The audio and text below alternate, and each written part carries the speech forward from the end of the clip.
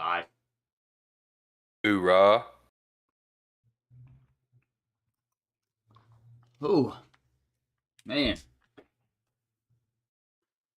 Been a while. It's been 3 weeks. Has it really? It didn't do What it 2 episode? weeks ago because Brooks was sick, and then last week I was sick.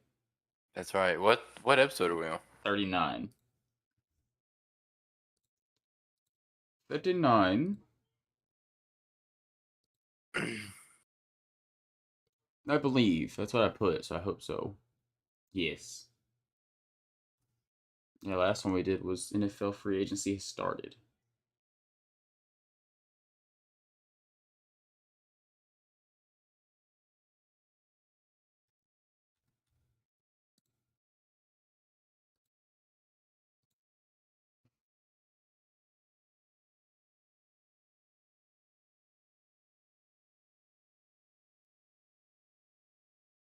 You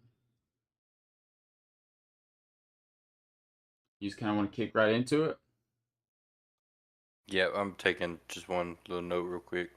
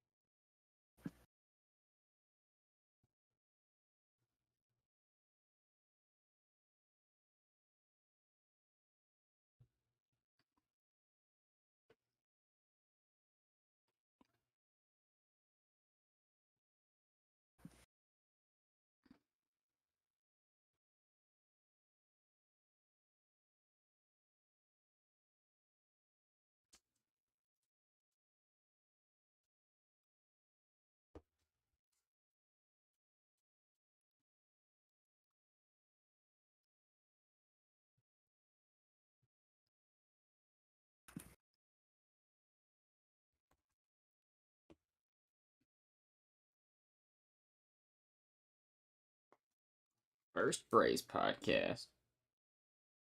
Seriously, I have so many. Like, I have a glaring question, and you may have a legitimate answer to it. And I'm as biased as it comes when it comes to part of what I'm gonna ask. As biased as it comes. I'm talking about more than anybody you ever know in your entire life. And I don't even understand it. It just doesn't make sense to me. But, whatever. There might be an explanation that I'm just not aware of. And you're going to explain it to me, and we'll take it from there. I'm curious. Huh. I can't get nothing For in my the head to... for the spirit of the show. Oh, yeah. No tobacco usage. No, sir.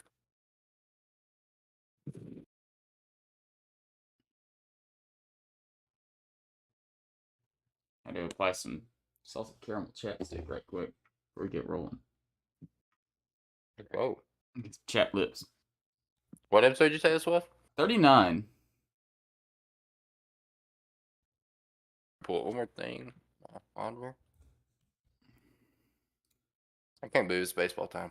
Oh, speaking of, gotta have MLB Network on in the background. Can't go wrong with that. Gotta check on Bo every now and then. Jay's on MLB Network. He'll be a Brave in 3 years. So I gotta keep tabs on him. As soon as RC's contract's up. Thanks. No doubt. I love that man. I'm taking his card in the Team Affinity. Oh, in the AL East. He's gonna be the first one I take.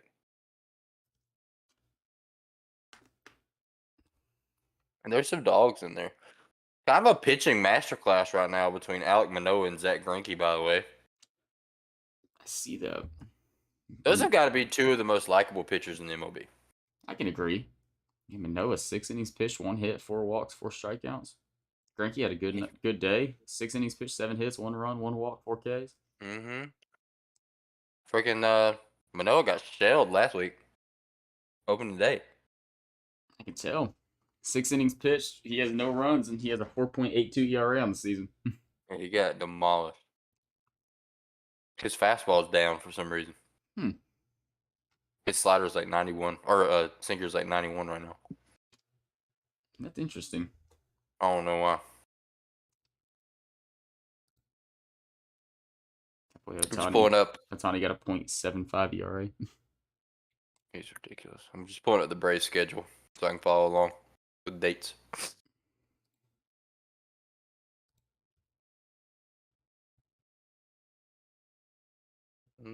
Here we go. Episode one more time. Episode 39. Episode 39.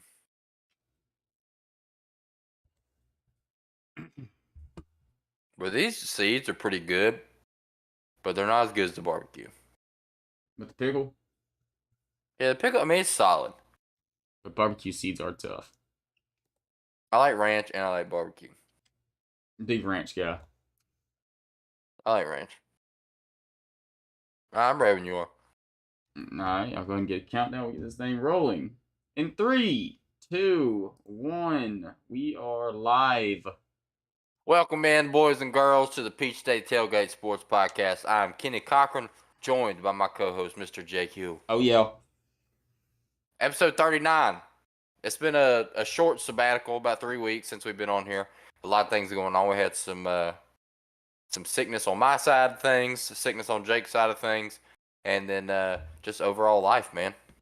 Oh, yeah. Conflicting schedules and getting back together. But hey, we're back together when it counts because it is the most wonderful time of the year, baby. It's Braves baseball season. Hey, man, it's here. It's came. We're excited. Things are looking awfully great for our Atlanta Braves. And I know I'm excited to talk about it, Kenny. I'm sure you are, too. Oh, yeah, dude. You know, I mean, you got the hat. I got the shirt. We're fired up.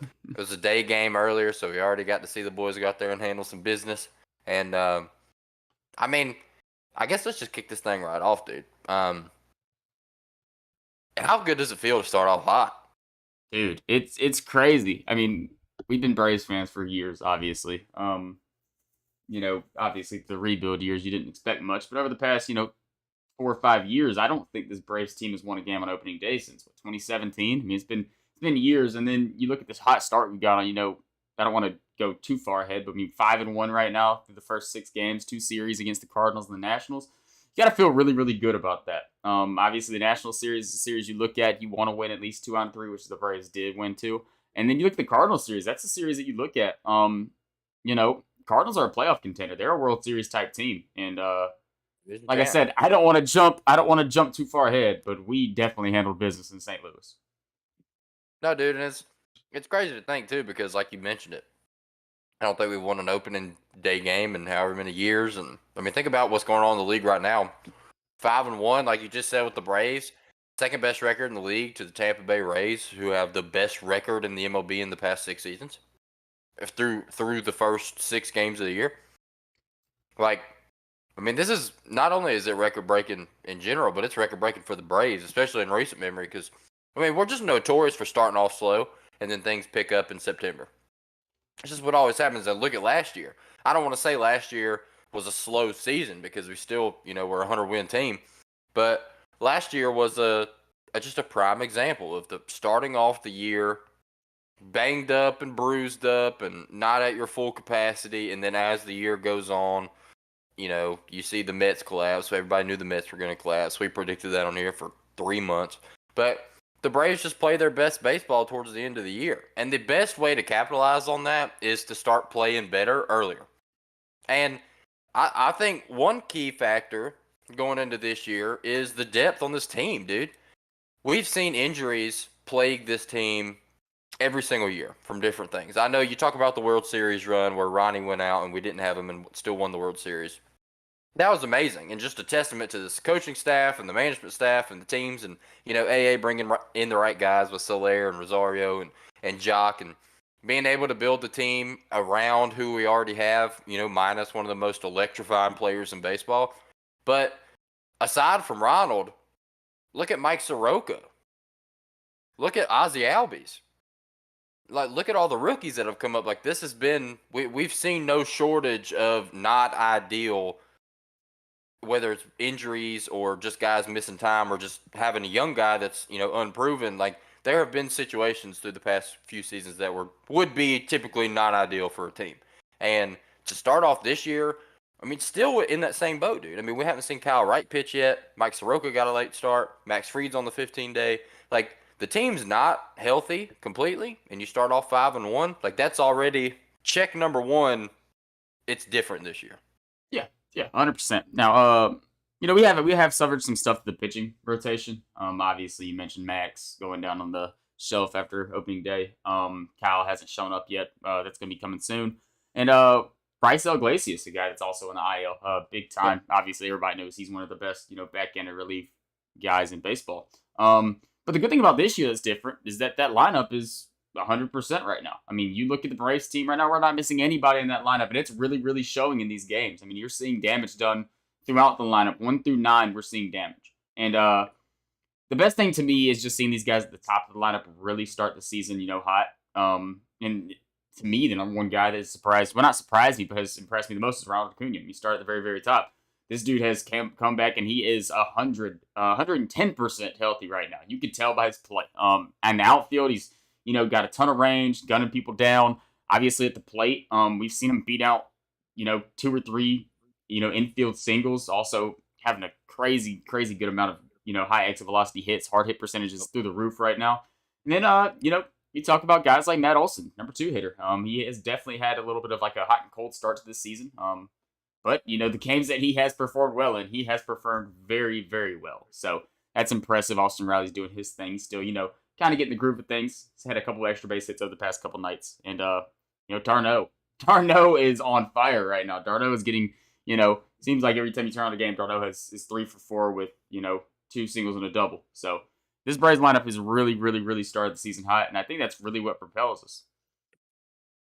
Well, and I know we talk a lot about batting average and how it's not the flagship stat to measure performance, but you just talk about getting on base, man. You just mentioned it with the top of the lineup, starting off the year hot, and unlike what we've seen in the past few years. And look at our 1 through 4 hitters right now. The only one of those guys that's batting under 300 to start the year is Austin Riley, who's batting 273 with a 976 OPS and is leading the team in home runs, or at least tied with home runs, whatever it is. But second, Matt Olson hit his 3rd today. That's right, he did hit a bomb. Either way, dude, like when the worst hitter, average-wise, in the top of your lineup is batting 273 and pushing home run leadership standards, you're doing pretty good. And I feel like we're beating a dead horse, dude, because all off season we talked about these acquisitions that we brought in. Some of the guys stuck around, some of the guys didn't. I'm sure we'll dive into that at some point. But every single time we talked about a pitching depth piece or a lineup depth piece or outfielding depth piece, somebody come in and play left field. Every single time we talked about that, with the exception of Sean Murphy, it was somebody to come in and help this team with depth or help this team with a rotational aspect of things, or we need to give this guy a break. Let's get this guy in there. Sean Murphy's the only one that we expected to come in and just be like, yep, you're going to start day one. You're the guy. Get in here and get ready. Like, other than that, that's all we talked about. And every single time I feel like we just repeated and repeated and repeated and repeated that when you are excited about bringing in rotational players to give your all-star players a rest, that's a good thing to be, happy about. Oh, yeah. These teams are out here looking for a franchise position player in 7 different spots because they need to fill that many holes to even contend for a championship. And we're talking about depth pieces to bring in to give our guys a break because we've already won the championship, because we're already loaded to win a championship. And dude, when we're talking about this team, you talk about 1 through 9 right now. It doesn't matter what's set. It doesn't matter if it's Sean Murphy at catcher and Darno DHing, or if I mean you can throw Pilar in there. It literally doesn't matter because every single game, with the exception of that one fluky-ish game against Washington, we've trotted out a 1 through 9 that can attack you from every single angle. Yes. And that's utilizing the guys that we got excited about bringing in as depth pieces. Like, this team is so loaded right now, and it's unlike anything we've ever seen. At least anything I've ever seen, to my knowledge. I mean, for the Braves, at least. I mean, this team is reminiscent of, this is what I imagine the Yankees felt like in the A-Rod Jeter days. I don't know. Like, I'm just trying to compare it to something else because I've literally never experienced it. I mean, I don't know how you feel, Jake. I mean, you talk about being an Atlanta sports fan or a Georgia sports fan. I know college is completely different from the pros, and the dogs are loaded. But on the pro side of things, the most glorious run I've ever experienced, other than the World Series, was the 2016 Falcons Super Bowl. And if you're trying to go apples to apples and compare the Braves roster to that 2016 Falcons roster, it's not even close. No, and you're 100% right. This to me is the best team the Atlanta Braves has ran out on the first, at least to start the season that Yeah. I can remember. I mean, it's so much different because you look at last year. Obviously we thought that team was going to be good. Ozzie was coming into the season healthy. Ronnie was coming into the season, but somewhat healthy, I guess. He was working his way back from the torn ACL. And even the year before that, I mean, we had a solid team, but this year is different. And I think a lot of that actually comes from the pitching side of things. I mean, we've known Max as a stud for years. Yeah. Charlie's been around, and you could say 2-3 years ago, or whenever Charlie first came, we probably thought highly of him, more highly of him than we do today. But nowadays we account for guys like Kyle Wright, and we account for guys like Spencer Strider. Spencer Strider probably being the more important of the two because he is a Cy Young candidate, top 10 pitcher in baseball type guy. And then you look at the bullpen. I mean, we're also going into a season where most people project us as having the number one bullpen in baseball. And if that rotation can maintain, what they've done over at least this first round through the rotation, over, next 6 months, 7 months, the Braves are going to be in very, very good shape because we're going to score runs. That's going to happen. Unless you're Mackenzie Gore, the Braves are going to be able to put up some stuff on you. And we've shown it quick. We've been jumping on these starters fast. It happened today. I want to say it's happened pretty much every game so far where the Braves have just attacked starters, got them in trouble right from the jump. Yep. And yeah, man, I agree with you, dude. I mean, you talk about we could break this team down and we already did, full position breakdowns a few weeks back. So to spare you guys another hour-long conversation, you can look at this team and break them down from any way you want to. You can talk about the outfield, you can talk about the infield, you can talk about the catching core, you can talk about the pitching staff. It literally doesn't matter. Yeah. I mean, this team is generational in every aspect. And I mean, you just think about the Braves and what we've been able to do, through as a franchise. I mean, arguably and probably commonly known as the greatest starting pitching rotation of all time is the Big Three with Maddox, Glavine, and Smoltz. Yes. And this is dang close, dude. I mean, I don't want to be a blasphemous Braves fan, but you talk about three legitimate Cy Young candidates, in their 20s. Yeah, I mean, modern day, it's about as close as I think you could probably get. You don't see what you saw back then happen in today's baseball. It just doesn't happen. I mean, back then, I will say those guys did win 7 consecutive Cy Youngs. So I mean, that's a little bit different. That's ridiculous. But when it comes to like guys that you can run out and you're pretty damn sure they're going to give you a great shot to win a baseball game, we definitely have 3 of them, and we haven't seen one of them yet with Kyle Wright.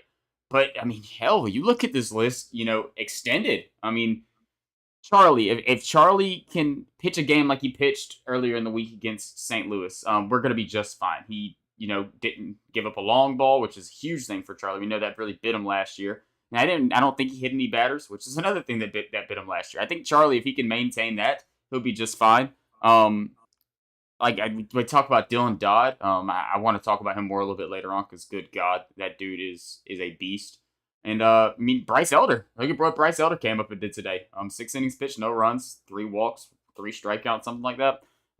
He looked great too. So I mean, this Braves team has a ton of guys. It just seems like you can run out, and with this offense, it's going to be really, really hard to beat. I'm saying, dude, like you're talking about the greatest pitching rotation of all time, and then you tried out 5 guys that you can try it out at any given point in time. And that's, talking about the back end guys, like you just said, with Chuck or with whoever gets there in the 5th spot. It doesn't matter if it's Dylan Dodd, Schuster, Elder, like you just mentioned. It doesn't matter if we bring up, Mike Soroka when he gets healthy. These are all guys that we feel confident sending to the bump. And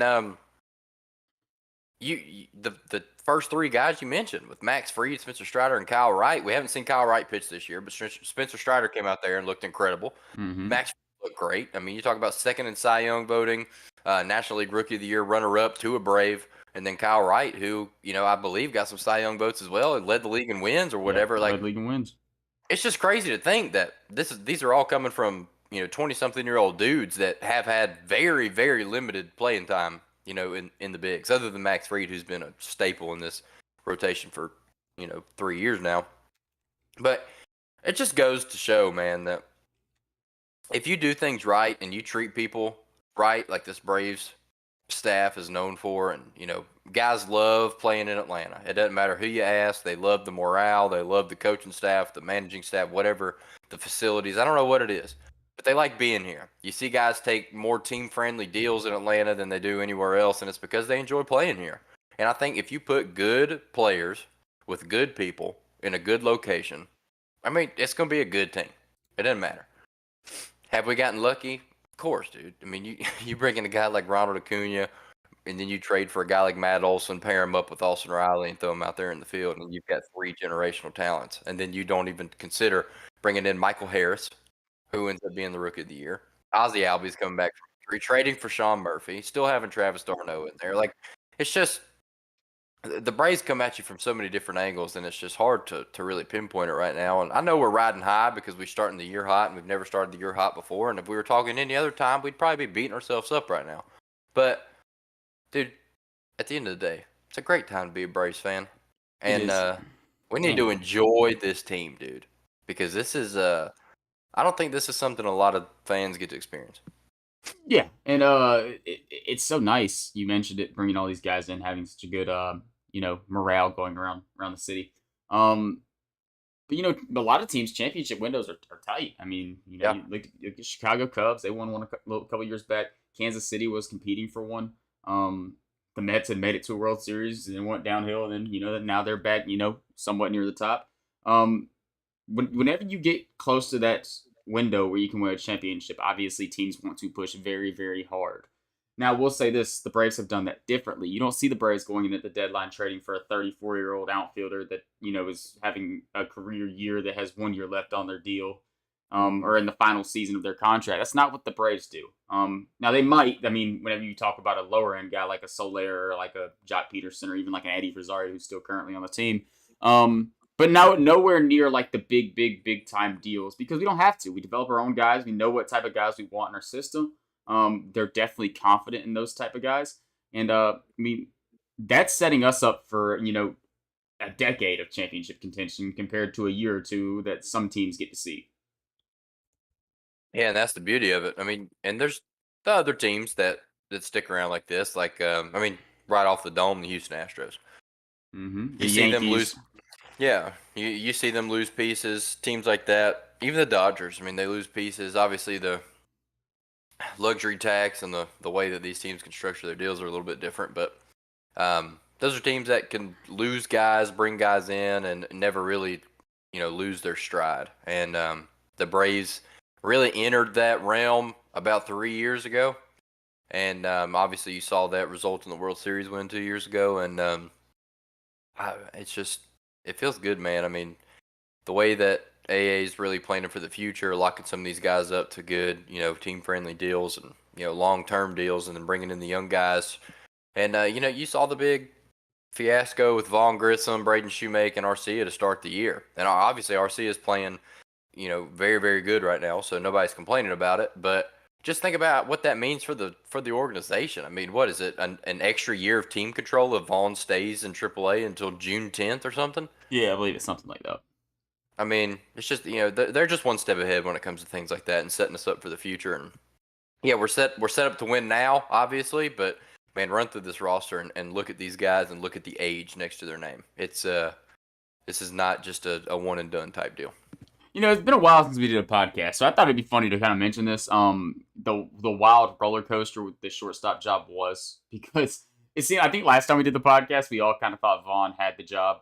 Yeah. Vaughn was the guy that owned it, and then maybe like a week after we did the podcast, the Braden Shoemake rumors started to come out. People started saying that Braden Shoemake was most likely to be the opening day starter. He had started. I think there was like a period of time where he'd started like 5 straight games in spring training at shortstop, and Vaughn was not playing short at all. So everybody kind of figured, okay, Vaughn's not playing short right now, so Shoemake might And be they the were guy. both playing good. And they were both playing really, really good ball. And then all out of nowhere, I want to say Vaughn Grissom played short, and he was like 3 for 4 in spring training. And then that same day, they optioned both Shoemake and Vaughn. So we were like, oh, well, now we know who the shortstop is. It's Orlando.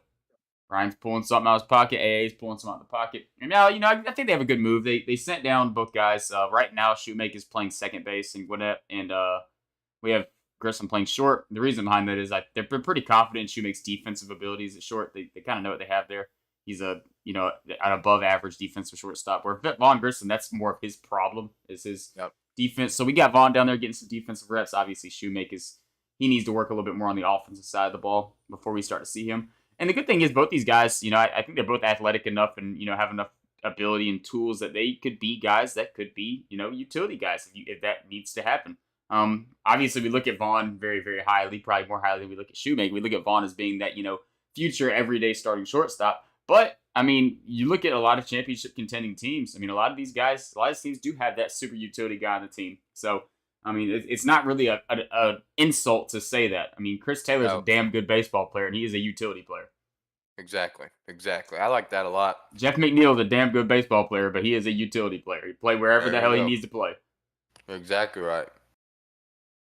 This kind of leads me to bring up a point. This is something that I hinted at in the live before we kicked it off. And I've thought about it a couple times. I think we all have, but now it's just more prominent than ever. Obviously, guys, if you're listening to the podcast right now, hop into YouTube a little bit beforehand, usually about 9:05, right before we kick off the recording, get in here, get a little pre-episode BSing in. Jake. Go ahead. I'm ready. Is this the question? This is the question. Okay. And I'm going to kind of ramble for, maybe a minute and a half here. That's fine. Ramble then I'm on. going to give you the floor, and I just want to hear what you have to say about it. I'm going to brew an answer in my head while you ramble. So, we talked about him. We mentioned him. He was in the conversation with other guys that we've already mentioned on this podcast. When the time came to bring up 2 guys to insert into that starting rotation for the Kyle Wright spot and the 5th spot, the clear number 1 and 2 picks were Jared Schuster and Dylan Dodd. Yes. It was clearly it. Brought him up. Schuster started off rough. He gathered himself a little bit. Not the greatest outing, but, gave you something to look forward to. Dylan Dodd came in, looked great. No complaints. Excited about both of those guys. Would love to see him again. Want to see him develop. Want to see him play. We talked about Mike Soroka, obviously dealing with the injury. We talked about Ian Anderson, who, I don't even know if we want to get into that right now. But we talked about everybody. Yes. And we talked about Bryce Elder.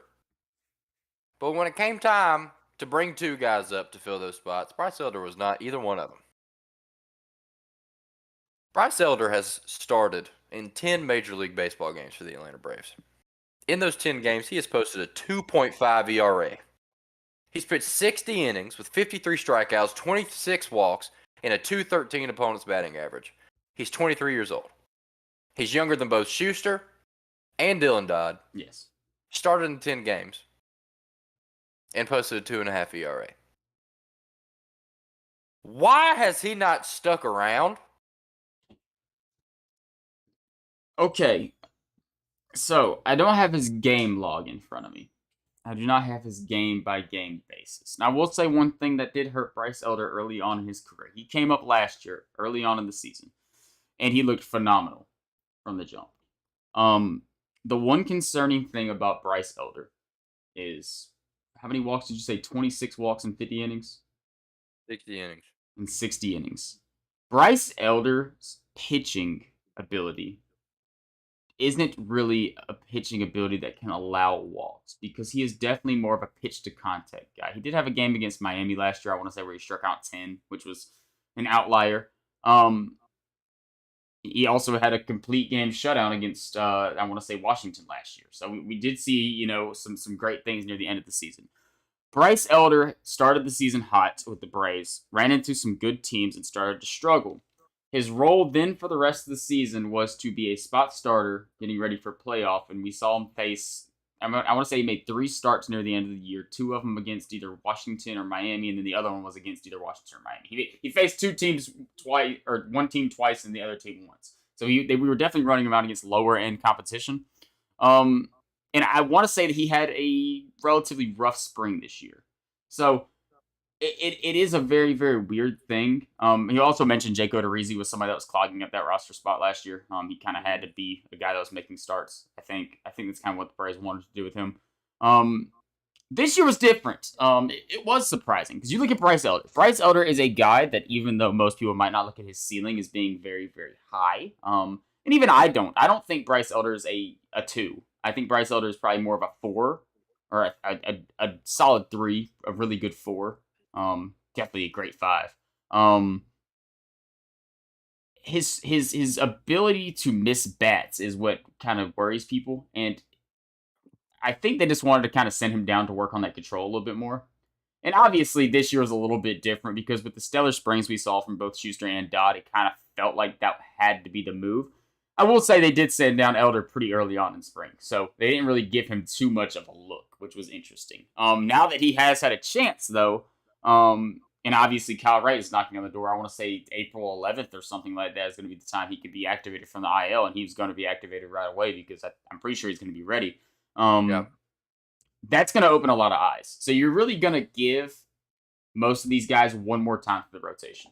You're going to give Schuster one more time. You're going to give Dodd one more time. I think Elder is going to get another chance because I think that Fried is the 15th is whenever he's eligible, or the 13th or something like that. So I think all these guys are going to get one more trip to the rotation. And I think this next set is obviously going to be very, very meaningful because we do have, some tough games coming up. We're definitely going to see Schuster have to go up against San Diego. Also, Dodd is going to have to face San Diego. So that's obviously a great lineup you face. And Elder's probably going to get the easier part of it. He looks like he's going to be lined up to face Cincinnati. So, but I am intrigued to see how that works out. Who that 5th starter spot is going to end up being for the long run. I do think that,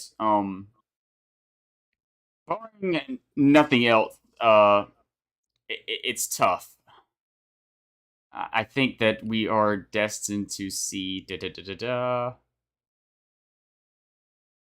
don't know. It's so hard because Dodd looked so good and so composed. I really liked how Dodd looked. Obviously, Elder looked great today. I did not get to watch the game because I was at work at the time, and I do think Schuster needs more time. I will say that. I don't think Sure. Schuster's going to be the guy. He did settle down really, really well and did eat like 5 innings, so that was a solid start after the terrible first inning he had. I just think that his pitch mix doesn't really play up great yet. I do think he can. Getting better. Yes, his pitch mix is just kind of iffy, and if he's another guy, if he's not staying in the strike zone, he's starting to let batters get on base. He can run into trouble. Yep. I think the thing for me, man, I know baseball is such a what have you done for me lately sport. I get it. Guys have great springs. You want it to translate. It doesn't always, but you want it to. Especially early on, immediately coming off of a hot spring, get them in, benefit from that hot streak and let it ride out. I get that. But I'm just as guilty as anybody else, man. When we started talking about this pitching rotation and bringing a couple of young guys in, Bryce Elder, he was on our radar because we talked about him, but he wasn't number 1 or number 2 for me, personally. I wanted Dodd and Schuster. I'm a Schuster fan. I'm super biased towards Schuster. I'm super biased towards all of these guys because I'm a Braves fan, but particularly Schuster. I've been riding the Schuster horse for a long time, so I want to see him come in. I want to see him succeed. I'm a big fan of his. But, I mean, I'm looking at a guy in Bryce Elder, man, who has started 10 games in the MLB for the Atlanta Braves and has allowed more than 3 runs once. This is a guy that, like you just mentioned, is he a pitch to contact guy? Sure. You know, it's not the most flashy guy. He's not a 1 or a 2, for sure. But this is a guy that's done nothing but produce for you on a major league level. Nothing but do exactly what you ask of him. Bryce Elder's not a guy you call in and say, hey, bud, it's game 7. We need you to come out here and strike out 12 and dominate. You're not calling Bryce Elder for that. But what you're calling Bryce Elder to do is exactly what he's done 100% of the time. And in a series or in a rotation where you're missing 2 of your staples, or really one of your staples with Kyle Wright and then a solid 5th starter, you're missing a staple and then a reliable 5th starter. I get the urge to bring in a guy like Schuster and Dodd to give him an opportunity and say, hey, what can you do? But I mean, it feels a little bit crazy, man, to have this guy and Bryce Elder sitting there, and he just wasn't even. He didn't even get the shot, dude. And guess what? He gets one today, and he comes out there and he pitches a gym. It's like, what more? I mean, I literally. You want guys to get better at the intangibles, right? You want them to get better at the pitch mix, and you want things to look better. You want to be more aggressive. You want them to do better like this and like that. Like, you can nitpick different things. But quite literally, for a 23-year-old Bryce Elder, what more can you ask this guy to do? I'm not 100% sure. I mean, I literally, you want him to give up 2 runs? You want him to give up 1 run? I mean, he didn't give up any today, but he's only given up more than 3 once. So, like, I don't really know what we're waiting on. Yeah, I'm intrigued by it too. I'm looking back a little bit. He did have a stretch last year in April. From April 17th to April 30th, he made 3 starts. And those 3 starts, and he never made it out through 5 innings. And he walked in April 17th last year. He walked 5 and 4 and a third. He walked 6 and 4 and 2/3 on April 24th. And on April 30th, he walked 3 and 4 and a third. Obviously, he made 5 starts in the second half of the season. Well, not really the second half. August 14th through the end of the year, he made 5 starts, all of them coming from Miami and Washington. And in those starts, he did only allow 6 earned runs through almost 30 innings pitched. So he did look really, really good in those starts. I do think that he's going to be a guy that gets a shot. And it almost seems like he has to at this point. And it is kind of a weird question because obviously Braves fans out there, like me and you, we're sitting here like, oh yeah, Mike Soroka's coming back. Well, I don't know if Mike Soroka has a spot. I'm saying, dude. As bad as that sounds, if you have a guy up at the major league level right now pitching good baseball, I don't see a reason to send him down to bring up Mike Soroka. And I don't know what we're going to get from Mike Soroka. We haven't seen him pitch in 3 years. We saw Bryce Elder pitch today. Yeah. And before that, we saw him pitch in October, and then September, and then August, and April. Like, we got guys that we know what they can do right now. Yeah. And I love Mike Soroka. And I want Mike Soroka to come up, and I want him to win a Cy Young, and I want him to be everything that we ever wanted him to be and everything that he dreamt of. Excuse me, Michael. Yeah, Michael, my fault. I love this guy, dude. I love him. I want to see him come in here. I want to see him kill it. It doesn't matter who it is. He's a Brave, and he's somebody that we've loved. He was our ace. People forget. Dude was, record-breaking pace. He was the first, not player type, but as far as, like, persona, he was the first Spencer Strider when things started off. And then, obviously, the injury bug and everything, and, he can't recover. I want to see him succeed more than anybody. But dang, dude, like, you talk about a risk. Bringing back Mike Soroka and expecting him to be what he used to be, that's a risk. Bringing a guy like Bryce Elder and, trying to get a solid game from him when that's the only thing he's ever done for you, that's not a risk. It's just you weigh your options. And we're not bringing Mike Soroka in to be the 1 or 2. We're not bringing Bryce Elder in to be the 1 or 2. It's like, I don't know, man. If it ain't broke, don't fix it. And at this point, I'm just looking at this dude and I'm like, but he deserves. I think he deserves a long-term shot. I really do. And it's not something that I ever would have said because I never really looked at it like this. But now that I am, I'm like, come on, dude. Like, I'm on the Schuster train. I'm on the Dodd train now. Dodd looked amazing. I'm sure we'll talk about that in depth. But when you got a rapport with a guy like Elder, and we've been able to see him do what he's done so far, it makes you wonder, man. And you're right. Anytime you got a pitcher that puts guys on base, it's a scary thing. But hey, I'll tell you what. As long as you don't let them cross home plate, come on in, bud. Yeah, that's true. That is true. I think it's also something with working deep in ball games. Obviously you want guys to eat innings. And a fifth starter is also something that's very important with that. You want somebody that can come in and, eat 5 or 6 innings, once every 5 days. Yeah. And if somebody's giving you that and they are, giving up 2 to 3 runs a game, I think you're perfectly fine with that as a fifth starter, no doubt. Um, yeah, I think it is tough. Like I said, all these guys are probably gonna get one more shot through this rotation before hopefully God forbid it is 100% healthy and we have Kyle Wright back and Max Fried back on the bump. And that just leaves one spot. And right now there's 3 guys that are seem like they're really competing for that spot. And we'll see where it lands. It's going to be a fun thing to keep up with. Now, I will say this: a 162 game baseball season is never perfect. We're going to see more starters go on the IL, so more guys are going to get chances.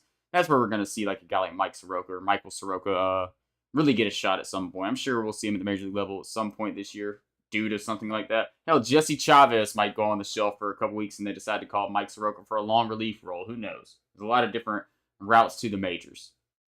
That's the beauty of baseball, too, is because I can guarantee you that my opinion's going to change. Come July, I'm going to be screaming for Mike Soroka. So, come July, don't come looking for my receipts because I'm offering them up now. Well, baseball is such a long season, man, and we're talking so highly. We're one time. Well, we're we've had 6 games, so we were technically a time and one start through the rotation, but it's been 6 different guys. We've seen 6 different Yeah. starters. So, but who knows? In 2 weeks from now, Bryce Elder or Dylan Dodd or Jared Schuster, they might have put together 2 really bad outings in a row, and our whole opinion might be changed at that point. Like, okay, now we need to do something. Now we need to bring somebody else up. Or we might send down Dylan Dodd and Bryce Elder might get lit up in 2 starts. Like, damn, man, why we send out Bryce? Why we send out Dylan Dodd, man? That's the love about a baseball season. It is very fun, and recency is important in baseball. Recency is very important because it's something you pay attention to day in, day out.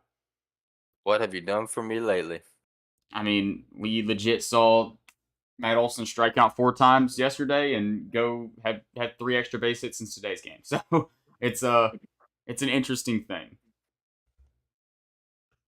Well, let's talk about some things that we know instead of projecting on things that could be. Okay. Ronald Acuña's back.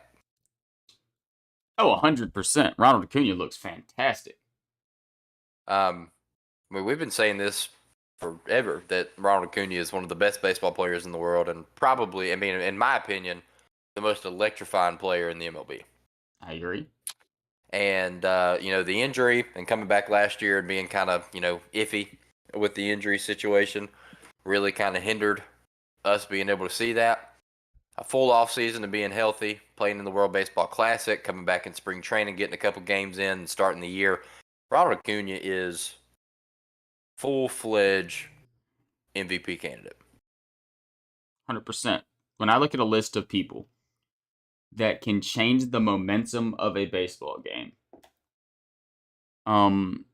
there's not many people that can demoralize an opponent more than Ronald Acuna Jr. From every aspect of the sport, from running down a fly ball at the warning track and making a great play on it, to catching a one hopper in right field and gunning down a runner coming home, to hitting a 440-foot shot that left the bat at 115 miles per hour, to beating out an infield single, then swiping second base on the first pitch. There is not a player in the game that can change the rhythm of a baseball game like Ronald Acuna Jr. can. And I'm not going to say anything too crazy. I mean, there are some studs in the game like Shohei Ohtani and Aaron Judge. I mean, there's a lot of guys that can play baseball. But this guy, what he does in every aspect of the game of baseball, obviously not pitching like Otani, but every aspect of the game when it comes to defense and offense, he's flashy. He's fun to Yep. watch. He can make a team be like, damn, this guy is good at baseball. There's some really, really good baseball players that don't open a lot of eyes.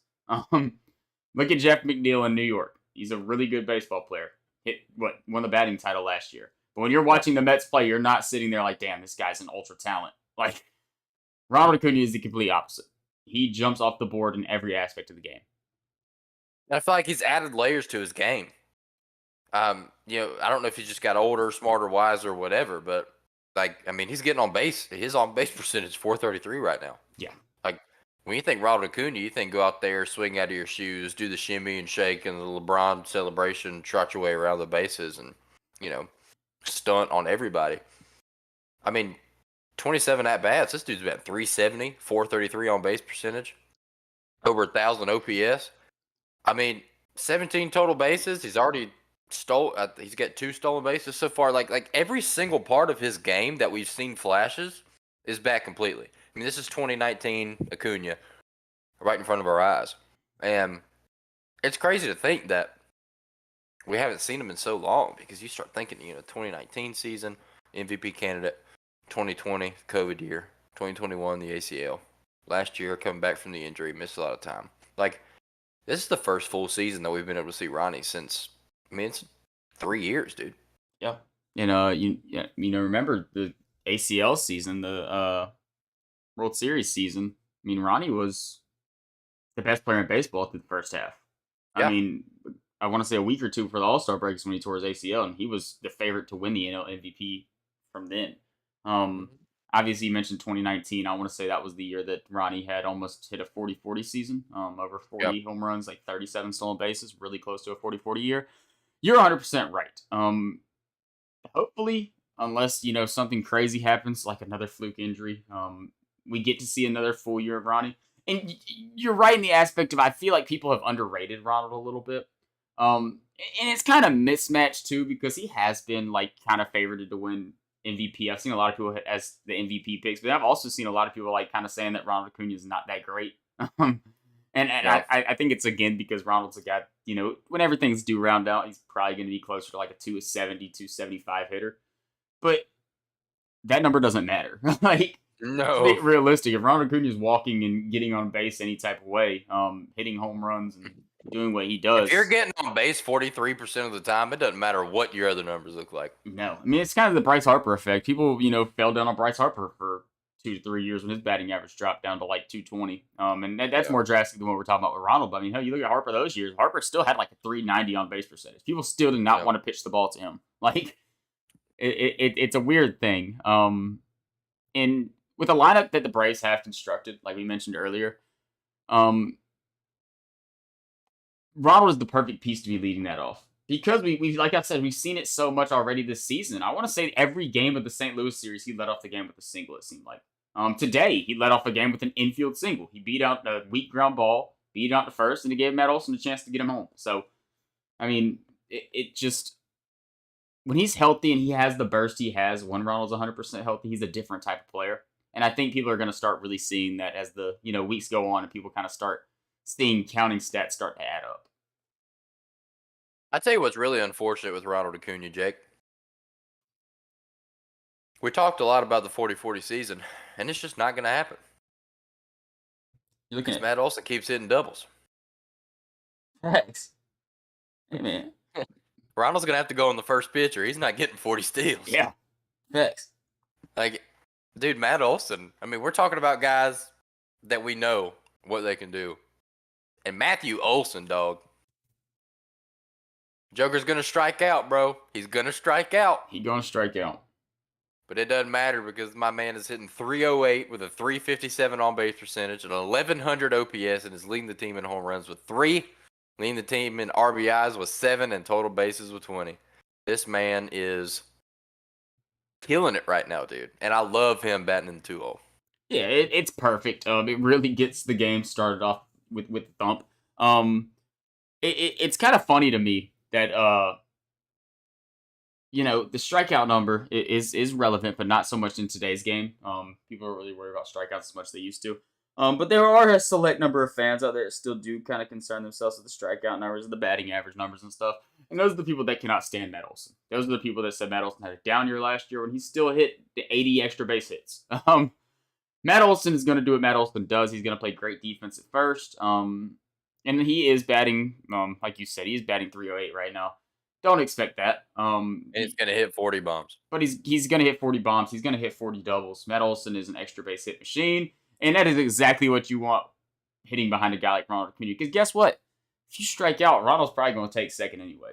Like, Ronald's probably going to go ahead and move up a base. But if you hit an extra base hit, if you hit a ball in the gap, Ronald's scoring from first. Like, he did it today. Ronald is lightning fast. Matt Olson is the perfect guy to hit behind him. And then you have, Mr. Reliable at 3 with Austin Riley.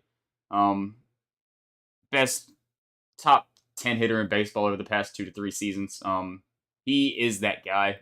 I feel like he kind of gets undershadowed a little bit because he might not be as flashy as a guy like Acuna, obviously. And, he might not have like I don't want to say flashiness as Matt Olson, but I do feel like Matt Olson kind of is more of like your, gap hitter. Like, it seems like every time Matt Olson contacts with the ball, it's going to be something big. Where Austin Riley's more of like probably your more consistent hitter. Now, don't get me wrong, Austin Riley can hit some demoralizing shots, but he definitely is more of like your prototypical, like, he can hit some singles. He can kind of do it all. He's probably going to sit closer to like 280 type hitter. Where Olson's probably going to be more of like a 250 guy. Yeah. I mean, what more can you say about Austin Riley, man? I mean, dude, I know we're biased, and this is a Homer show, so I just don't have to feel bad about being biased, but bro, how good does it feel to talk about the first 3 guys in your lineup, and we just talked about 3 legitimate guys that couldn't mess around and win an MVP? It's crazy. It's crazy. Not many teams have that luxury. And now the good thing is that this Braves team is even deeper than that. I mean, you talk about 3, but you can work your way down the lineup. d'Arnaud is not going to be an MVP candidate, y'all. It's never going to happen. But d'Arnaud is a consistent hitter. That was not the guy I was going to lead to, but I had to throw him in there. d'Arnaud is Mr. Reliable, like for real. Like, I feel like we've been letting this guy get some reps at DH, and it's just like, oh yeah, Travis just gets to go out there and hit today, and he's just hitting. Like, that's what he's doing. It's been a luxury, and I think it's kind of adding on to the Sean Murphy thing. Like, Murphy hasn't had the greatest of starts in Atlanta. I mean, 1 hit through 10 at bats, but I mean, look at what it's done for d'Arnaud, getting some days off behind the plate. d'Arnaud's on the wrong side of 30, pretty good on the wrong side of 30. Yeah. And now he gets the chance to be almost everyday DH, and he is really, really coming through. And you jump down the lineup a little bit. Obviously, Ozzie is a all-star caliber second baseman when healthy. He's had a pretty decent. Ozzie Albies, bro. I don't know if you've seen this. 23 plate appearances for Ozzie Albies. Struck out once. That is wild.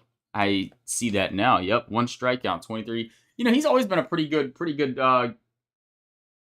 bat on ball. He's not going to walk a lot. He's not going to strike out a ton. It's kind of Ozzie's game. Ozzie's issue, I'm not going to say issue, but it was his issue last year. It's just hard hits. I mean, last year we saw Ozzie hit so many like weak dribblers into the shift that it kind of, made his numbers kind of low. If Ozzie can start getting more lift on the ball and start making more hard contact like he was the years prior, he's going to be just fine. Like, Ozzie's going to be a top 5 hitting second baseman in baseball. So, I've also always felt like Ozzie was a really impatient hitter. He's had a real big issue with swinging on first pitches his entire career. Mm-hmm. He's gotten progressively better at that, but especially this season, it seems like he's just matured a little bit and, kind of settled more into the role that he really needs to play. And another guy batting over 300 right now. Yep. Ozzie has had a really good start to the season. And you're right. I've seen him kind of work the ball all across the field. There's been times where we've seen Ozzie kind of turn into a little bit of a slap hitter this year. And if that's what he needs to do, that's fine. He did hit one the other day, a moonshot. Just kind of scraped it over the wall, but it seemed like the ball was in the air for 10 seconds. Or it was a long time that ball was in the air. Oh, yeah. That's a lefty Ozzie home run. Yeah, lefty Ozzie home run. Yep, get real high up in the air and just float right over the wall. And it's funny because the guy we're not mentioning, and honestly, as a Braves fan, I've watched almost every game, and you could have told me this guy has played 1 game this year. And it's kind of funny because he is a reigning NL Rookie of the Year, but it seems like he's been pretty quiet thus far. I'm not saying he's had a bad start to the season. He just hasn't really done anything eventful. Is Michael Harris. And I'm going to let you guys know he's going to get hot. And when Michael Harris gets hot, Ooh, boy, you think we're good right now. Wait until Michael Harris starts driving the ball. He's had a Mm. couple base hits. No extra base hits so far this year. It's coming. Actually, he does have a double this year. But the extra base hits are going to start coming. Michael Harris is going to get dirty on the base pass. He already stole a base so far this year. I'm sure we're going to see 20 plus from him. He is going to change this lineup whenever he gets really, really rolling. Yeah, and not to mention he's been playing amazing defense. Yes, he has played great defense. Come to expect that from Money Mike in center. He's got a ton of range. Sometimes he kind of, I'm not gonna say he misplays a ball, but there might be a ball that gets away from him, and it's like, damn, Michael Harris didn't catch that ball, and you're like, oh wait, 97% of starting center fielders don't even have a chance to get that ball.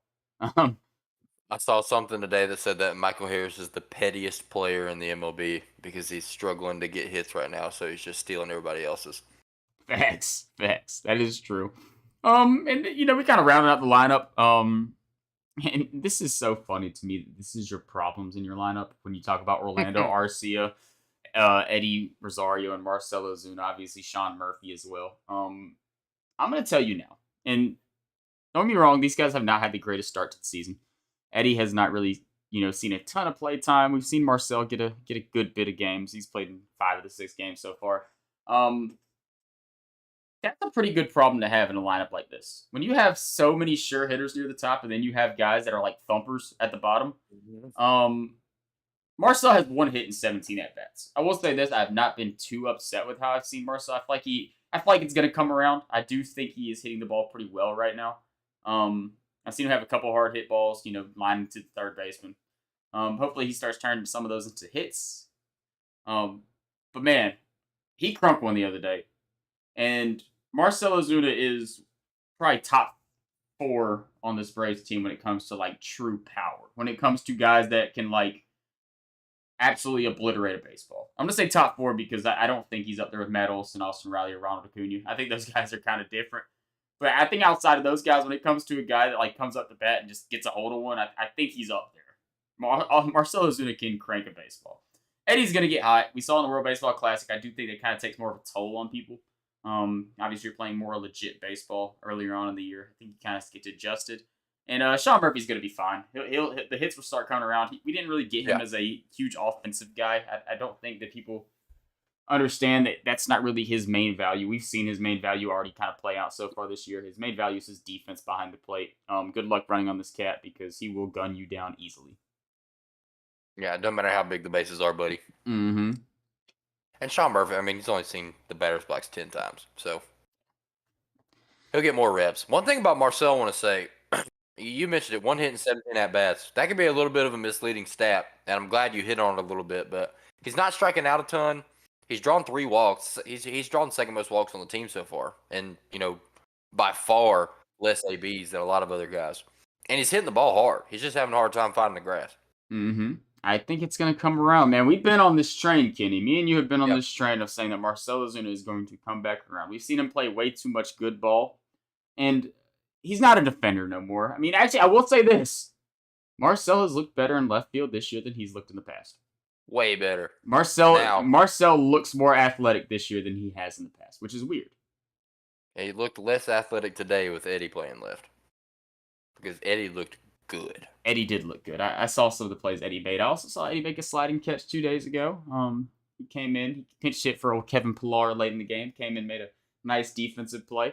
Eddie is an athlete, though. Eddie looks kind of funky sometimes out there in left field. He looks a little bit uncoordinated, but he is athletic enough where he can make the plays. He gunned Goldie down today. I saw that. I saw Eddie. Eddie had a great throw home to gun down Goldie. It was awesome. Yeah, man, this team, man, it's so funny because baseball season's so back, and we're just like rambling on. But we've only played 6 games. Imagine whenever we get to like 57 games this season. Oh, it's gonna be fun. And really, really an exciting time because we got the home opener tomorrow.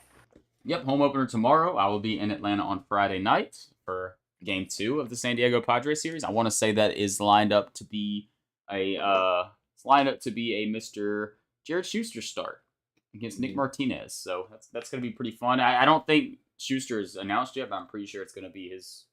I think he's going to make another one. Like I don't think they're going to I don't know who they would call up to start for him, so I'm assuming he's Um, going to get another one. Tomorrow is going to be an electric strikeout fest. I'm excited for tomorrow. Yeah, and I want to say that it is City Connect Day. I think tomorrow Is is. it? Yes, I want to say that the home opener we are wearing our City Connect uniforms. So Let's go. So we got Dad's coming to town. We got Blake Snell Strider, City Connect uniforms, home opener. What an electric night, dude. it's either then or Friday, but I would think that we would not. I don't know. I don't know how City Connects work. I didn't really pay too much attention to them last year. I don't know if there's like a certain day or like if you have to be at home or on the road or what it is. I would assume it's home. It only makes sense to wear your City Connect uniforms at your home stadium Yep. in your city. But obviously the Braves are famous for wearing red on Fridays, so I don't know if That's that's true. I don't know if that's something that they would really want to really opt in too much. So I think it's tomorrow. I'm pretty sure they're wearing City Connect uniforms. And you're right, Spencer Strider against this electric San Diego Padres lineup. It's going to be fun. The Padres are tough. I mean, Xander Bogaerts is leading the National League in home runs. They're tied for it right now at 3. Um, that team is very very good. I mean, they haven't had the best of starts. I want to say. I think they're what 3-4 or something like that. Um, but that lineup can do damage, so just keep an eye out for that series. They're 3-3 currently. And they've got one, arguably the best player in baseball right now. When you talking about Bogarts, Yeah. yeah, Bogarts looks great. Good to see, He's on man. fire. I've always been a big Bogarts fan. I like Yeah. Alexander. He is Um, killing it right now. trying to look who the scheduled starter for Thursday for. Oh, Blake Snell, Spencer Strider. That is a Yeah. fun matchup. Strikeout fest. Yeah, that's gonna be fun. Talk about the Braves facing a million lefties through the first Dude, 7 games. have you seen our splits? Are we killing lefties?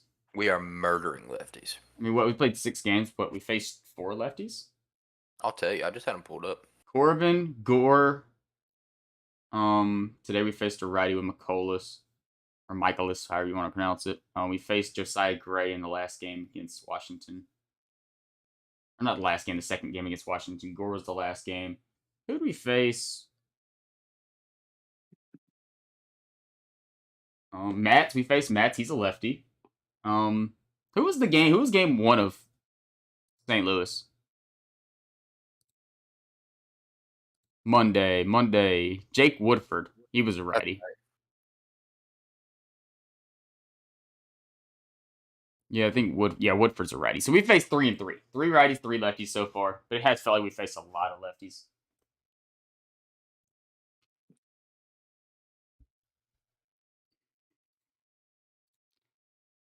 Nick, Yeah, we've got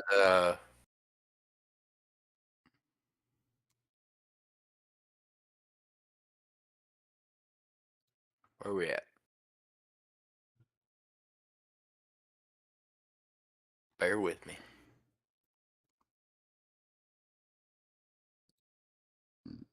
nah, you're good. Yeah, Bogarts. He's hitting 409 this year with 7 ribs, 3 home runs, 955 slug.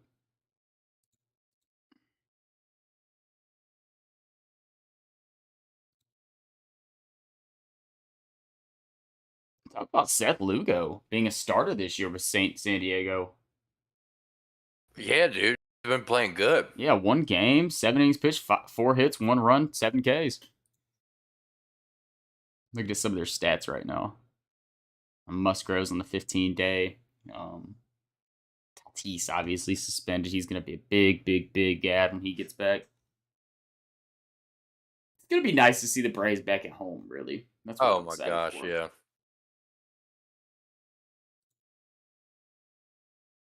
I'm struggling to find my page, but I'll get there. Trying to find the Braves team stats against lefties. Yeah, I found an individual, but I lost where I had team stats. It's always hard to find team stats super early on in the year, like especially splits like that. Yeah, it is kind of a weird thing. I can tell you this: I'm pretty sure Travis Rono's batting like 800 with a 1500 OPS against lefties right now. So for the team, the Braves as a whole, we've had 69 at bats versus lefties. 21 hits, 2 doubles, 2 home runs. We're batting 304 with a 385 on base percentage, and we have an 805 OPS against lefties. We'll say this: we're batting 264 against righties, but we have an 837 OPS with 7 home runs and 106 at bats versus righties.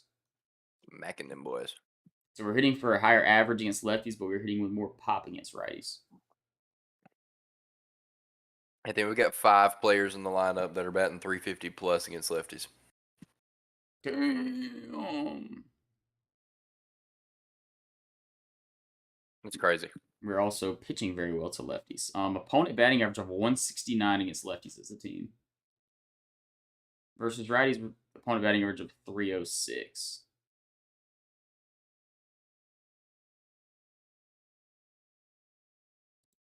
Crazy. Blake Snell had a very impressive start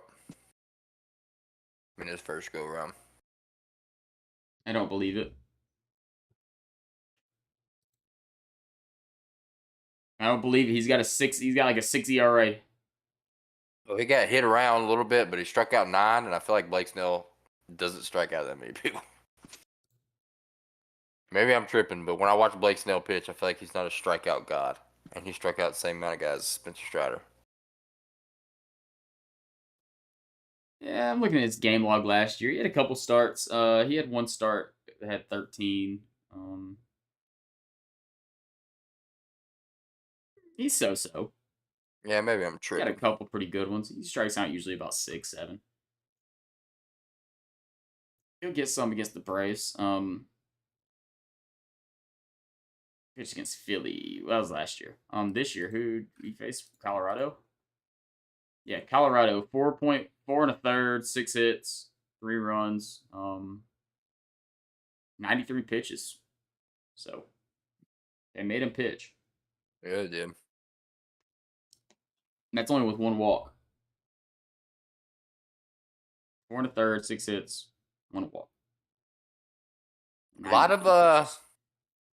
of stud pitchers had a rough first start. Yeah, this year. yeah. There's a lot of guys out there that they definitely started the season off rough. Scherzer has now had 2 pretty rough starts. Scherzer's been getting hit. I mean, DeGrom just pitched a gym, but he got smacked around opening day. Corbin Burns has been getting hit around. Because he wants out of Milwaukee, they ain't paying his money.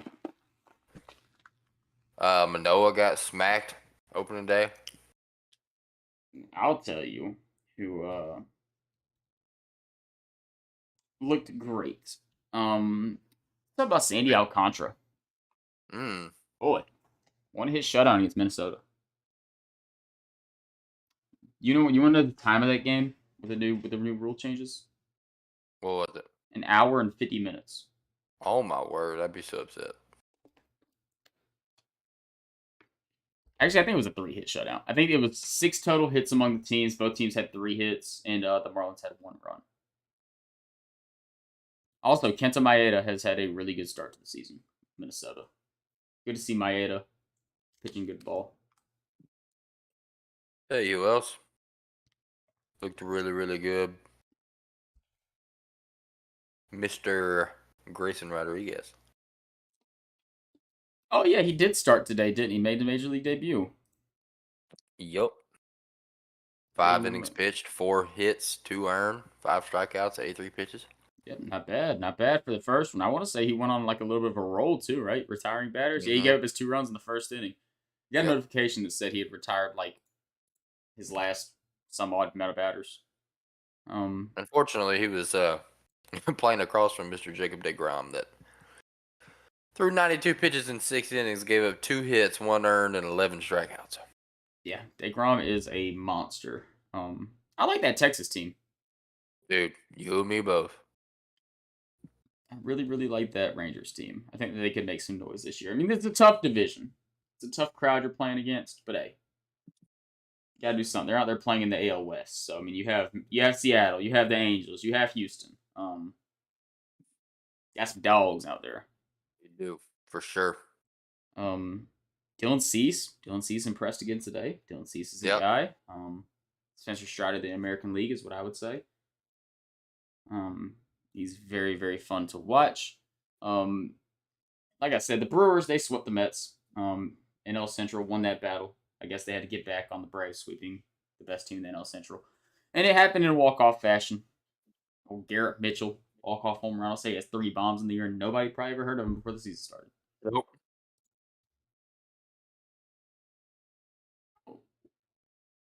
I love baseball season, man. Sitting here So talking about Garrett Mitchell. yeah, it's so fun checking around the league. I will say, friend of the Braves, former Brave guy, Dansby Swanson. I want to say he's pretty starting off the season pretty hot right now. He is doing well. He is doing well. I cannot wait for him to get booed in September. Can't wait for it. It's gonna be epic. Also, I will tell you a former Brave that has started the season very, very hot, and that is Mr. Adam Duvall. Yes, sir. 476 batting average, 2 home runs, 9 RBIs, and a 1.542 OPS to start the season in Boston. And that's including a walk-off home run the other night. Duvy is hot, and he is a guy that will not get booed by Braves fans. No, he will not. Also, But when you join the Chicago Cubs and say that it's very obvious that the Chicago Cubs are the best fan base in all of American sports, and then you make your return to the city in which you were born and raised and grew up a fan and cut your teeth in the MLB, brother, you will get booed. yeah, no doubt, you're going to get booed. It's a messy thing Mr. Dansby got himself into, man. Yes, it is. I'm not gonna act like I dislike Dansby Swanson for any reason, but I said it from the jump. We lost Freddie Freeman the year before. Losing Dansby Swanson doesn't mean a damn thing to me. Not at all. And that was with a guy like Matt Olson coming in compared to a guy like Orlando Arcia. And that's no disrespect to Orlando Arcia, but there's levels there. Like, Dansby was a damn good Brave, but you lose a franchise legend the year before. People acted like the world was about to end because we lost Dansby Swanson. I was like, man, y'all crazy. Yeah, you don't. It ain't like that. Like, he got his bag out in Chicago, playing good ball. They'll probably win 70 games, 68 games this year. It'll be fine. Yeah. Also, I want to say, if you're stat watching, I think Ozzie Albies and Austin Riley are both at 99 home runs. Yeah, I saw that. I didn't know Riley was. I did know Ozzy was. I saw they mentioned that on the broadcast today. Shout out Brandon Gaudin too, a guy we haven't really talked about on the podcast. Bro. Man. Brandon Gaudin has came in and done really, really good work in the booth. I've really enjoyed He's killing it. his calls. I think him and Jeff are very, very entertaining together. Dude, Jeff seems to. I'm curious to know if there's a little Chip Carey Jeff beef, because he seems to be rejuvenated. Yeah, Jeff sounds really good. It's very, very exciting to see. I did watch some of the Chip Carey calls the other day. I saw the one where Austin Riley hit a home run. He was like, "Yep, deep shot, left field." Austin Riley. It wasn't the one he hit like 470 something, but it was the other one he hit. And he was it was funny. He's like, "Yep, deep drive, left field, Austin Riley, ball's gone." I saw a Cardinals fan on Twitter saying, "Man, before the game, I was thinking we're getting on some really good insight on this Braves team." And then I forgot that Chip Carey been play-by-play guy for 20 years. Mm-hmm. And I saw him call Austin's 473-foot home run and said, "Well, that one's walloped." Yep. Let's say you had to get the walloped in there. It wouldn't be a Chip Carey call without it. I'm waiting on a swing and a drive. Swing and a drive, left field, and it is caught by It's caught by Torres Soler right in front of the track. Thank you, Chip. Got me worked up for nothing. Dude, Gaudin's killing it. I'm a big fan of Gaudin. Yeah, he has a good voice for it too, and it seems like him and Jeff are having fun. The other day they were talking about it. Apparently they went out and like to a bar or something. I believe it. Telling some story. They were talking about how they're going to go back, and Jeff was like, "No, I'll just take it to Top Golf." Sounds pretty cool. I guess it is. Yeah, like I don't know Gaudin's age. Assuming Gaudin's probably like late 40s. I'm sure it is cool for Jeff though to have somebody a little bit closer in age to him. Jeff's probably late 30s now, early 40s. Let's Google it.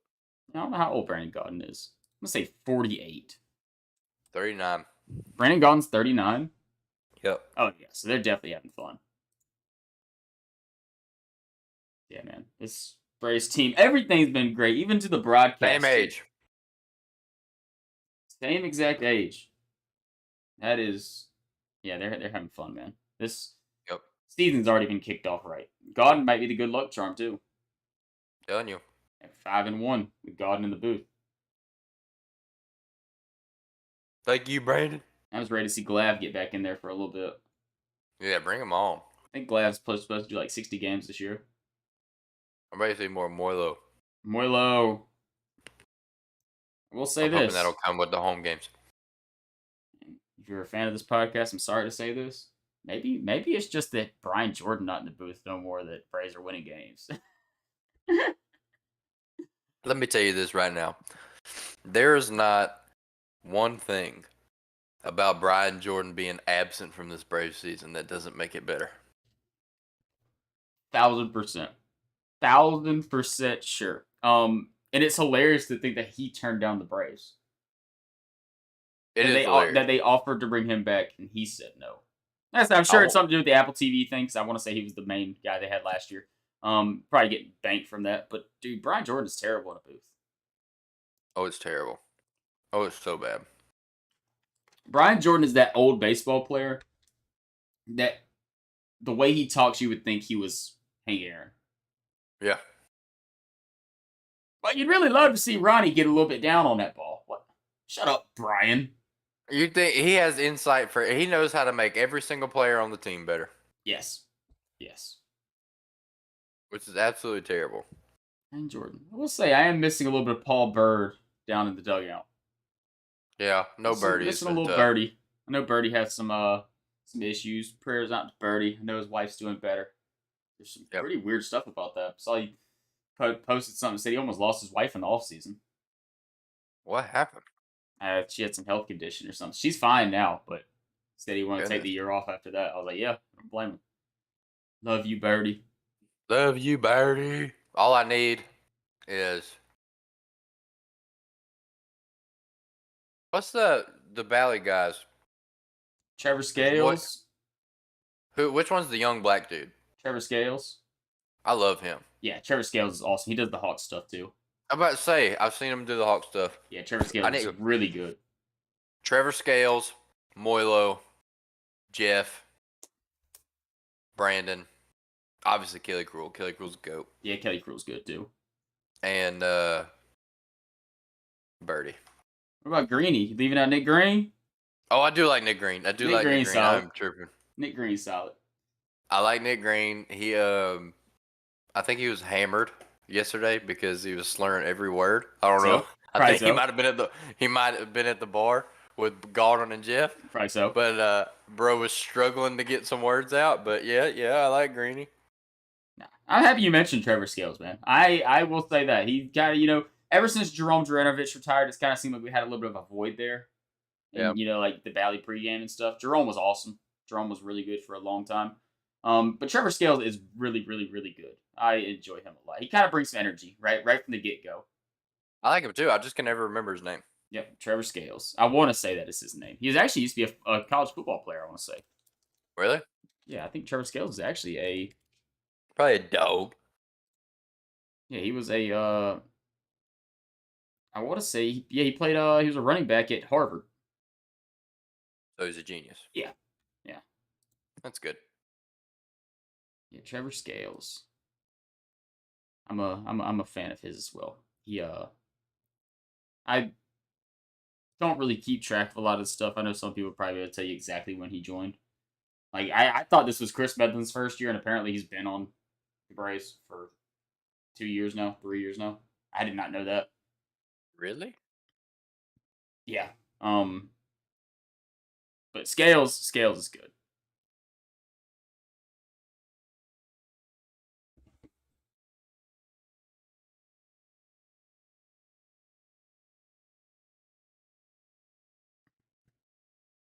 What up, stats?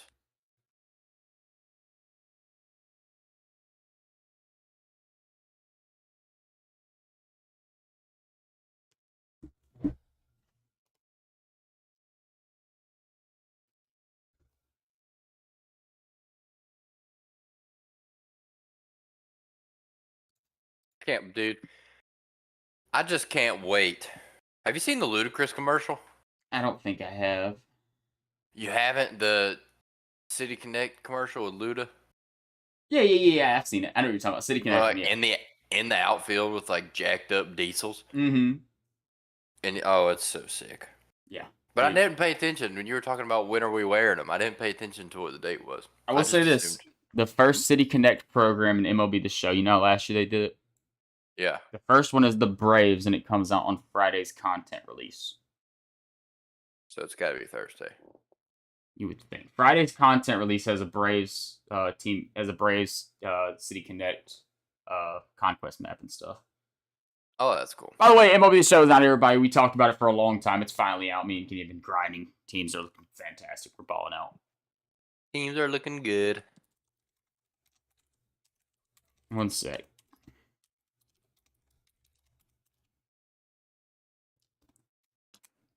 I'm actually just gonna Google when the Braves were City Connect. No, it's every Saturday home game. So they will wear them Saturday Saturday. against San Diego. Saturday. Okay. Every Saturday. Every Saturday home game is whenever City Connect uniforms get worn. That's pretty cool. That is cool. That's a good thing. That way we can. It's Masters Week, and we can wear red on Sunday for Tiger. Yeah, red Fridays for Braves. City Connect Saturday. What? For What? City Connect. Red Sunday Tiger. What? Tiger, smart man. Thank you, Tiger. Oh, well, Braves fan. We're at an hour 15. Can you think it's a good time to wrap this thing up? Yeah, I probably need to get out of here. Check out my MLB Show team. Never a bad plan. Never a bad plan. It's Never. been a fun episode though. Kind of rambled for a while, but hey. It's baseball season. We're going to do some rambling, and that's the best time to ramble because the boys are back. And by the next episode, we'll have played 15 more games. So that's the beauty of it. That's the beauty of it. Right back to it. We might be dogging Marcelo Ozuna next episode. Who knows? Nah, we don't never dog know. people. We don't dog. We'll be calling for Marcel to be traded and waiting on Mike Soroka to make an appearance. Marcel might still be hitting 0.65, and me and Kenny still might give a reason to keep him in the lineup. I agree. That is the type of fans we are. Yeah. He's batting 0.65, but the makes velocities. Let me tell you, Marcel's hit 3 home runs in the past 3 weeks, and all of them has traveled over 435. When he gets a hold of a ball, he really connects with one. Hey, I'm telling you, Marcel has hit 7 home runs in the past 2 days, but just 6 of them were foul. At some point, you got to start thinking that's going to find that. Yeah, at some point, you got to start thinking it's going to find fair territory. I'm telling you. Oh, the Marcel love, it never goes away. That's like Schwarber in the World Baseball Classic. I watched him hit 5 home runs in one at bat. Schwarber will do that. 4 of them went foul. I was like, golly. And they weren't showing them go outside the foul pole. I just saw it come off the bat, and I was like, let's go. And I was like, wait a minute, why is he not running? That's where you talk about like demoralizing home runs. Schwarber's another guy you got to talk about. He hit one the other day, man. Schwarber's home runs all look the same. He just like yanks like a 470-foot shot every time it seems. Yes. It's like Ohtani home runs. Yeah, like Ohtani. Just yanks. Yep. Every time. It's like as soon as it leaves the bat, you know it's gone. Oh, yeah. It's kind of, Matt Olson's kind of like that. He's kind of piecing the ball up right now, but. Sometimes Matt Olson hits some a little bit like center cut, and I'm kind of like reading it like, is that going to be like a double off the wall, or is that like 10 rows up? Yeah. He doesn't always yank them. He's like, he'll drive one like left center field, kind of opposite field a little bit. It's like, damn, where's that ball? It's kind of Freddie-esque. Freddie used to do the same thing. Yeah. Where he kind of just like scoop one up center field. And you're like, I don't know if that's going to be caught where the center fielder's standing right now, or I don't know if that's going 450 feet. That's the beautiful thing about Matt Olson playing in Atlanta, too. Yeah, that man probably terrorizes the Chop House roof. Oh, yeah, we're about to see some fun. We're about to see it happen. Dude, I'm so excited. I just can't wait to watch a home game. Plus 7:20 first pitch. That's perfect time for a game start, in my opinion. Oh, yeah, and I'm off work Friday. And then we go, we got the dads. Dads come to town, and then we go to, or no, since he comes to town. Yep. Right? Yep. And then we go to San Diego? Let me pull it up right quick. I know we do have the Padres for 4, and I want to say it's the Reds for 3. Then we go back to San Diego at some point. I don't know if it's after Cincy or. Then we go to Kansas City, then San Diego. Then we're back home. Okay. Then we're back home April 21st for a 3-game set over the weekend against Houston, which is going to be a lot of fun. Those San Diego away games are going to be nice, too, because those, 9 o'clock first pitches are kind of cool when you get them every once in a while. Yeah, we got a 9:40 Monday on April 17th. That Tuesday's a 9:40, and then that Wednesday's a 4:10. Yep. So isn't Friday's game's the Apple game? Yes, Friday's game is the Apple game. April 21st, the Friday game against Houston is also the Apple TV game. Sunday is actually Sunday Night Baseball for ESPN. Oh, that's cool. It's Dodd versus Lugo. That'll be interesting. So that's going to be pretty fun. Who's pitching Saturday? Saturday's Chuck. So we're going to be lined up for Strider, Schuster, Chuck, and Dodd. And it seems like Monday's series opener against Cincinnati seems like that's going to be Elder's time. So then it should be. So we'll go Strider, Schuster, Chuck, Dodd, Elder, Kyle. Maybe Elder, Strider, then Kyle. Kyle? Yeah, because that Kyle start would line up with a Schuster start. Yeah, I guess you're right. I mean, unless they just wanted to give Strider an extra day, which I would not be against. No. I like it. So yeah, we're probably lined up to see. You're right. We're lined up to see Wright somewhere in that Cincy series, and I want to say in that Kansas City series, we're lined up to see Freed again. Yeah, I was gonna say by the time the rotation turns over again, Max should be back. So come mid-April, come that away series against San Diego and Houston, then the home series against Houston, we should be back full go. Let's go. And that sets us up well because right after the Houston series, we have a 4-game set against Miami and a 4-game set against New York, and then a 3-game set against Miami. So we have 11 consecutive games that are in division. So it'd be nice to get the guys back rolling by then. So we go Miami, Mets, and then. So we're Houston at home, Miami at home, then we travel to New York, and then we travel down to Miami. And then we got Baltimore at home. So there's 11 games there from Miami to New York to Miami? Not only is it 11 division games, but it's 11 cupcake games. 11 easy ones. Yeah, that's really nice. Add those to the record. 11 minor league lineups we get to face. 161-1 incoming. Let's go. Let's go, baby. All right, we should probably get out of here. All right, that's a good idea. Thank you guys so much for listening. If you're watching us on YouTube, check us out on the podcast, Spotify, Apple Podcasts, Peach State Tailgate. If you're listening to us on the podcast, come check us our beautiful faces out. Find us on YouTube, Peach State Tailgate. We go live about every Wednesday. Not gonna say every, but majority of Wednesdays at about 9 p.m. Eastern time. And if you miss it, you can always just check back on YouTube and watch some of the past, recordings. They're still there in the live feed section even after we're done with them. So just check it out. Thank you guys so much, Kenny. Pass the torch to you. Go Bravos. Thank y'all for checking us